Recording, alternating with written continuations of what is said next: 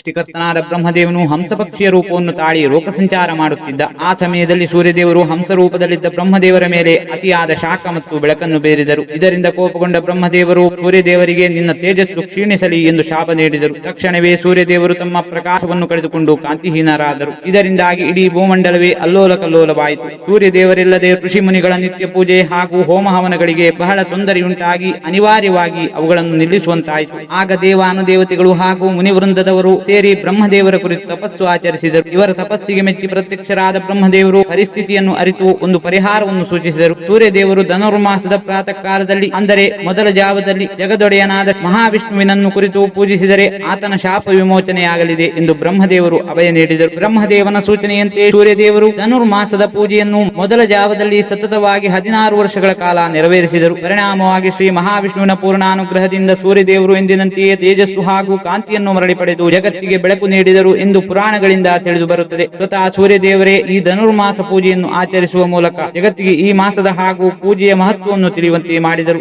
ಈ ವಿಡಿಯೋ ನಿಮಗೆ ಇಷ್ಟವಾಗಿದ್ದರೆ ವಿಡಿಯೋಗೆ ಒಂದು ಲೈಕ್ ನೀಡಿ ಹಾಗೂ ನಿಮ್ಮ ಸ್ನೇಹಿತರೊಂದಿಗೆ ಹಂಚಿಕೊಳ್ಳಿ. ನಿಮ್ಮ ಅನಿಸಿಕೆಗಳನ್ನು ಕಾಮೆಂಟ್ ಮೂಲಕ ತಿಳಿಸಿ. ನೀವಿನ್ನೂ ನಮ್ಮ ಚಾನೆಲ್ಗೆ ಸಬ್ಸ್ಕ್ರೈಬ್ ಮಾಡಿಕೊಂಡಿಲ್ಲವೆಂದರೆ ಸಬ್ಸ್ಕ್ರೈಬ್ ಮಾಡಿಕೊಳ್ಳಿ. ವಿಡಿಯೋ ನೋಡಿದ್ದಕ್ಕೆ ಧನ್ಯವಾದಗಳು.